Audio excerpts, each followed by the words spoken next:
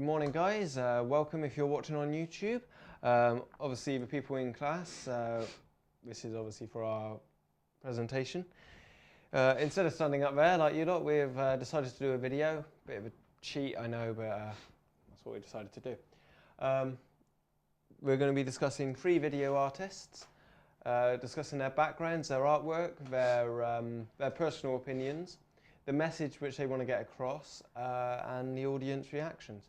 And then we'll be finishing up each time by discussing A, is it art, and B, how does it relate to our video installation projects. Obviously we're doing different projects, so you will have different connections with the art piece.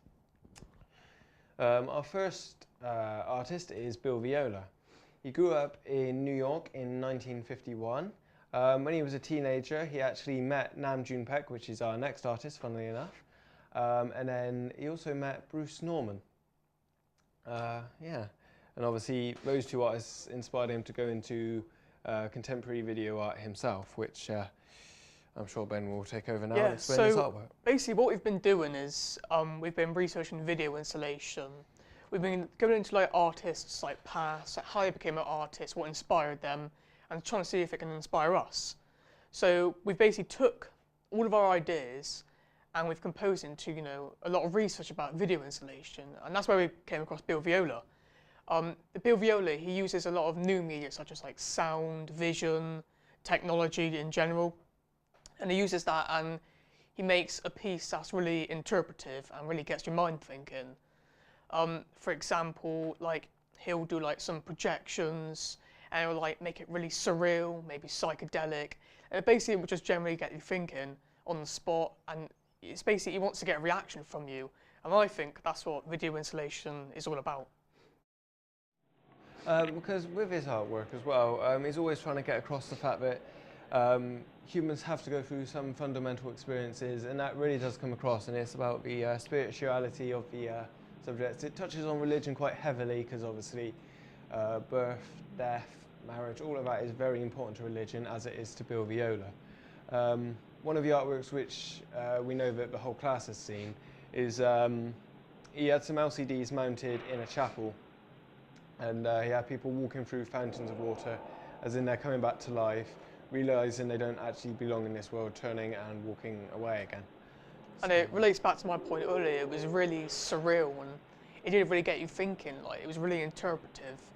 You just see these figures coming through this like glass wall of like and this is part of also his point where he said he uses new technologies, because he also uses the old technologies. Like with this particular piece of art, he used very old cameras which made people look very blurry as in the first place, and as they came through the water fountain, as you can see, they become a lot sharper and a lot cleaner using modern HD cameras. So, yeah. So to basically go more further depth about Bill Viola, here's a little interview about him.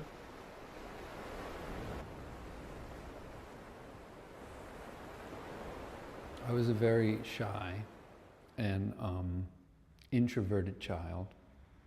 The world in my mind and heart and body was more real than the immediate world around me of my family, my school, my friends. And I would, I would go home sometimes after school when I was young, and I would tell my friends that I had to go shopping with my mother, and I would go to my room and just draw all afternoon. And I would always, that was my nature. It still is really today, because the main place I make my art is my study, where I have all my books, my library, and I have tables that I could draw on, and I have my notebooks that I could write. I keep a constant dialogue with myself since I've been probably, I don't know, maybe 12 years old. And that's, for me, that's the center of my work. Okay, for this section, we have to discuss whether it's art or not.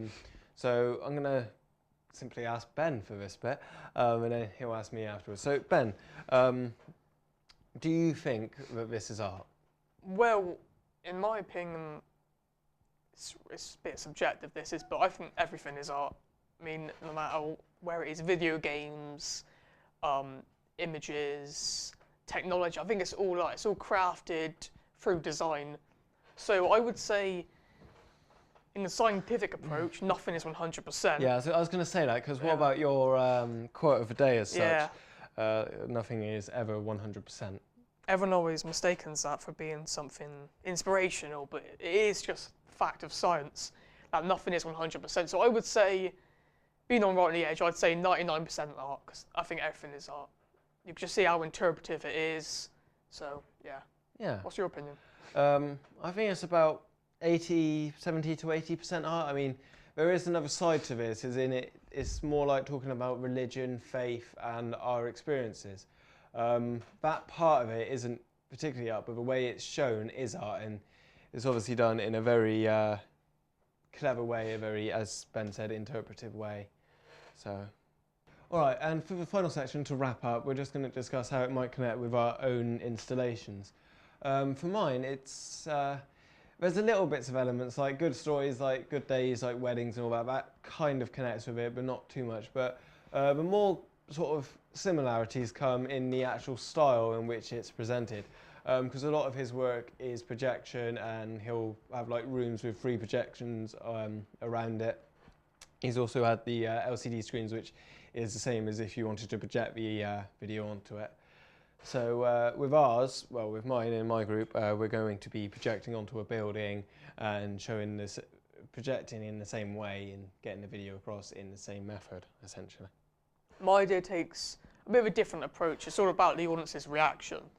So my idea goes on about like danger in this world, which is a major problem, obviously, but it's picking out the little pieces, like, I know, like hunger, crime, and it's really trying to push it forward and get a message. I mean, a feeling isn't going to do anything. So I'm trying to push forward the fact that, like, we need to take action. So in that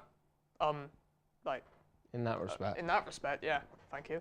I'm trying to get a response from the audience, a response for them to do something, trying to make it controversial, which makes it more popular. Popularity equals success. So we're now stood at the front of a class, somewhere in front of a screen. I'm not quite sure where, obviously. But basically, we just have, if you have any questions, feel free to ask them now, and we'll obviously answer them.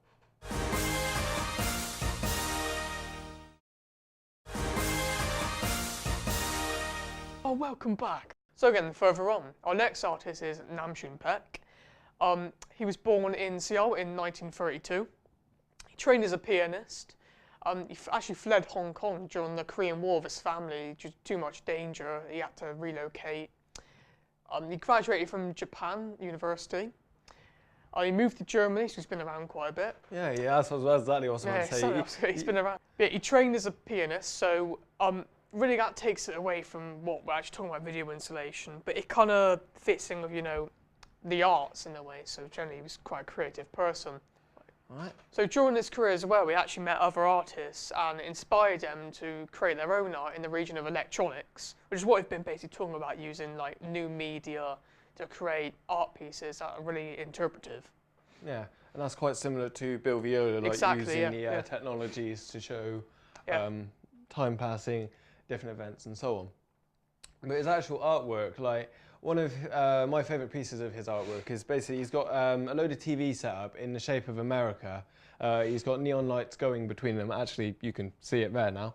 And it's sort of, he doesn't have any specific content on the TV, but that's kind of symbolic, I think. It's actually showing the fact that no matter what's on, there's someone watching it, and the fact that our entire world is based on what we see on the TV in a way. And it's like, this is a worldwide phenomenon, and it really is about the TV screen, as it were. Which is kind of ironic considering we're doing this through a video. Exactly, and what you were saying then, it's kind of just, it's just the little pieces that artists use, like that explanation that James just gave, it was quite illustrative. But when you actually see the art itself, it is interpretive. You have to really think like, well, what's all these like neon lights and all that? And having like, using new media, I think personally, it gratifies the need for diversion.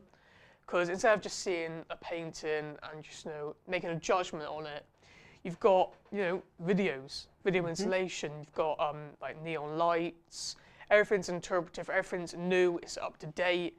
And I think it does gratify a need for diversion. It interests you quite a lot more, especially this generation. I think I might start about like the as he says, it's like you've got to think about what the neon lights might represent. I mean, in this case, after maybe a few minutes, you'll start to realise it's the shape of America, and the lights actually represent the states. But that's at least what I get from it. Yeah. So yeah. And you can also think about maybe the connotations of the different colours. For example, like red, is it dangerous? You know, is it like indicating where different shows come from and how it can influence, like this area is where it started, it influences down here, and so on and so forth. So exactly. Yeah. And is it into of Namjoon Peck? So yeah, enjoy. Namjoon Peck is called the father of video art, and for the simple reason that he really understood the power and significance of television as a broadcast medium, but also that the television set itself, that it had the capacity, the electronic moving image, to become a new tool, a new expressive means for artistic exploration and creation. Namjoon Peck was like an antenna that was pointed out into the world, absorbing ideas and absorbing everything that was new, almost as if it were coming in from outer space. He prefigured the internet. He actually was the first person ever to use the term electronic superhighway in print in a proposal he did in 1974. So he had this gift for seeing into the future and understanding that things would be different from now on. Okay, so you've now seen the video. That's his idea of his artwork and what he wants to get across. The next thing we're going to look at is actually the audience reaction. Same thing as before. So we've had a look at a few of the comments, and it seems like a few people don't understand why there isn't any specific content on the screens. Yeah, I mean, I can see why. I mean, especially with this generation nowadays, we want to see something more visualizing. We want to see, you know, text, videos, images. Yeah. We want to colours. see it a little bit more illustrative. That's exactly. what I was looking for. But no, a lot of other people see it as the way it is. Like it is interpretive, and you've got to take it like what's on these screens. You don't, even though there's no content, you're still watching it. I think that's kind of the point. I think it's the magic in the art. Yeah. I mean, it's like a magician's trick. You know, it's the whole point. You're not meant to know the trick. Yeah. It's like with a piece of art, you can take what you want from it. You know, it'd be pathetic if there was just a message and you've gone, this is the narrative of this video and all that. I think you need to take what you want from it. At that point, it becomes more of a story than art. So yeah, that was the audience reaction about Namjoon Peck. Yep. On to the next bit, which is whether we think it's art. I actually do think this is quite highly art. I mean, there's very little of it which you could say it's got another purpose. I think it is wholly art, and it's really good. So. Especially since it is a different form of art. So we saw with Bill Viola, it was like videos, very interpretive. But Namjoon Peck, it's more, you know, like sort of sculpture-wise. So it kind of takes on a different form of art. So I would say, like being myself, that everything is art. So if I had to give it, I'm going to give it 99%. I'd say I give it about 70. I was just going to say, exactly, I mean, nothing is ever 100%. Nothing is 100%. I would say roughly about 70%. I mean, if it's 70% art, it is art. But I think it's that like extra 29%, obviously not 30%.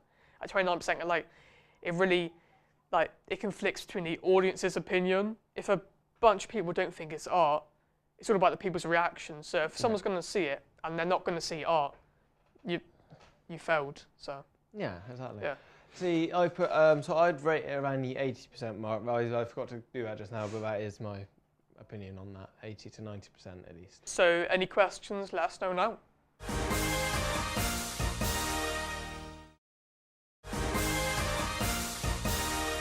Oh, welcome back. Our final artist is Tony Osler, born in 1957 in New York City over in America. He received a BA in Fine Arts in the University of California. Yes. Again, in the USA. And most of his work is centred in and around New York, because obviously that's his hometown. It means a lot to him. And yeah, that's where he focuses most of his work. I just think it's good as well, like a lot of these artists we're seeing, they've been born, you know, early 20th century.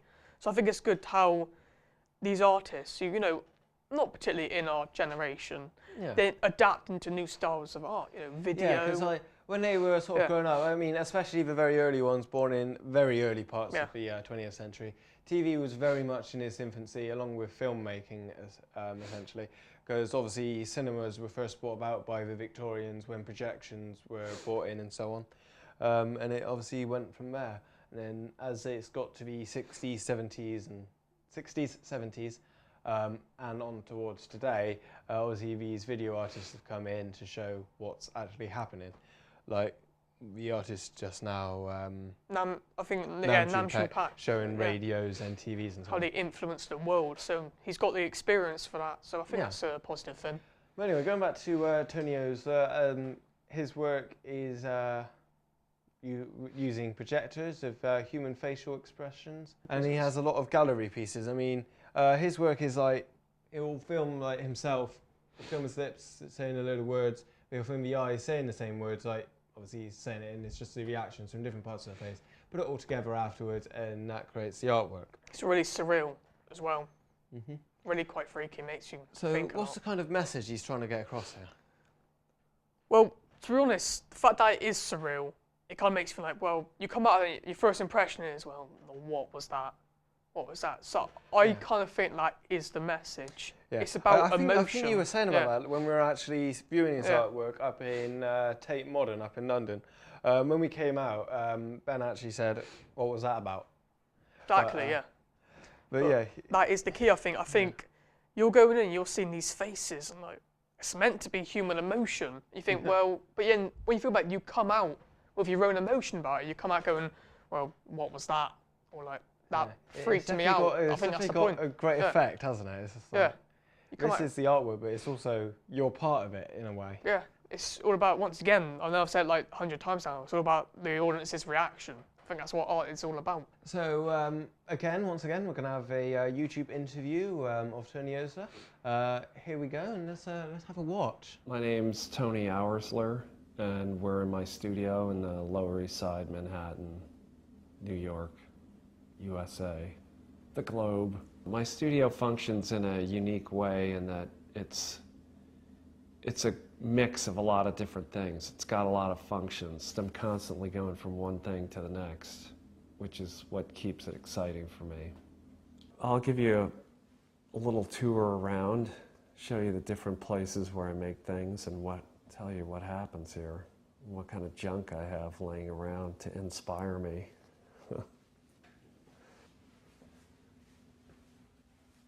Let's see, here's a glass of wine. Here's an anthropomorphized root. Projection is one of the things I'm mostly known for. Being able to project into different materials and spaces opened up a whole new language for me and opportunity to develop installation and kind of fuse two things which generally were juxtaposed and now kind of create a third space. And I've been working in that third space for many years. We're now going to talk about whether we believe it's art. So, Ben, do you believe this is art? Well, I don't know why you're starting with me. I've said before that I think everything is art. Nothing is 100% though. But I think that this one is quite unique. This is really using a lot of new media, a lot of imagery. It's really making you think. It's so surreal, and like sometimes, you know, the images are psychedelic that I think it is art. It's unique. It's not normal. I think the fact that it's so weird is what makes it a masterpiece. So I would say 99%. I'm going to go, if I'm going to put in a tiebreaker with Bill Viola, I'd say 99% it is art. What's your opinion? I'd say it's about 95% art, simply because, like, what else could it be? I mean, if you look at it from sort of a critic's point of view, they'd go, it isn't art because it has this other purpose, but you don't get that with Tony Osler. Like, all of his art doesn't really have another purpose. It might, I mean, the 5% might be like the fact that shows human emotions and that helps us in some way or another. But overall, there's no actual purpose, there's no definitive reason for it. So yeah, I totally agree there. Yeah. I think it's heavily art. Okay. Then guys, and finally, once again, we're going to talk about the inspirations for our own project. So I'll let Ben start this time. Right, so for the third and final time, hopefully, mine is all about the reaction. I mean, especially with this one. I mean, it's all about being surreal. You know, the images are psychedelic. They want you to come out and think like, well, what was that? That was freaky. That was weird. What did I just witness? And that's what mine is about. I mean, I don't want people to come out going, oh, that was freaky, Ben. What the hell was that? I just want people to come out with a reaction, take something away from it. Like I've said for 3 times now, I want them to take something away from it. Just look at it. Gather their own opinion. It's not interpretive, really.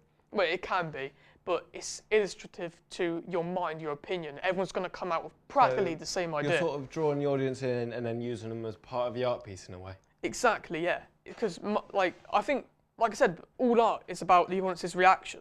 That's all it is. It's all about no one paints or does something with art just for it to be there. They want people to see it. They want people to take something from it. And that's what mine is all about. See, in my group, J&J Studios, again, we want a reaction from it, but we want to sort of show people that the world can be good. Obviously, ours is going to be about good news and the fact that positivity could easily be shown in the news alongside the negativity. I mean, the other, once again, it's very similar because of the projection style. He's projecting onto things and objects. We're going to be projecting onto a building, which is obviously just another object, but a much bigger object, granted. But yeah, so yeah, very similar again. That's our inspiration. Thank you very much. So once again, any questions, guys?